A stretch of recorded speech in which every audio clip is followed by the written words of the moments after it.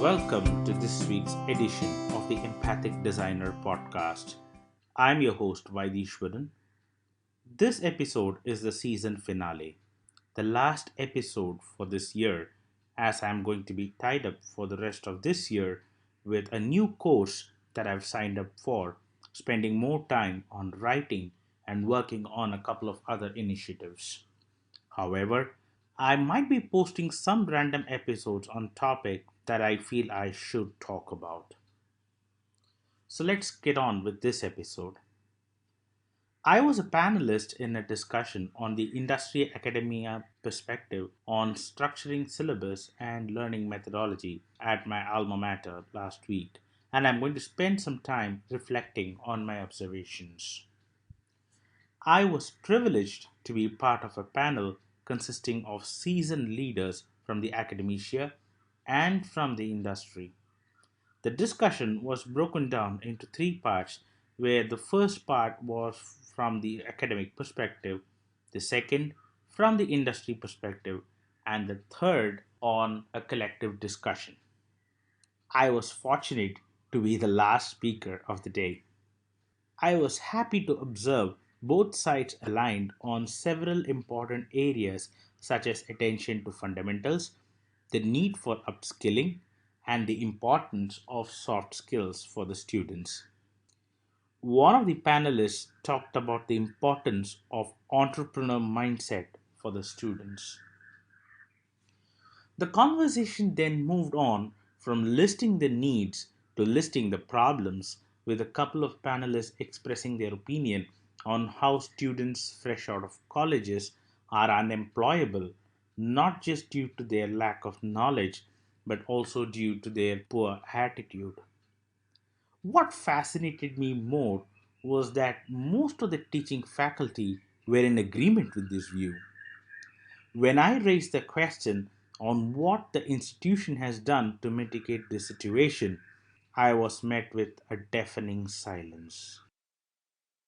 I was a bit disappointed by the fact that most of the time was spent on listing the problems in the current system, with the fingers being pointed at the students on most occasions. Well, they are not part of the discussion, so let's put it on them. As a learning professional, I can't take sides.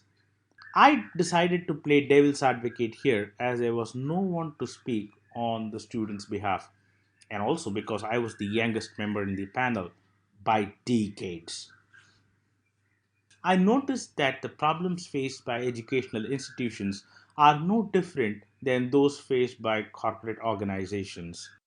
The lack of trust between students and the faculty, the fear factor, redundant rules, working in silos, and the inability to think outside the box. Everyone needs motivation, and with the right level of motivation, we can help people realize their true potential. It is my opinion that if we want our students to get into the industry, we need to do three things. Number one, think and work like the industry. Faculty and educational institutions must spend more time on understanding how the corporate world functions and how organizations get things right. Organizations are made up of people, and educational institutions have the responsibility to mold professionals who can make a difference in the industry. The second point is to understand the current problems in the industry. Educational institutions must be proactive and encourage their students to solve problems that the industries face currently. Problems could range from technical aspects to soft skills. Third, and the most important aspect, is the ability for our young learners to collaborate.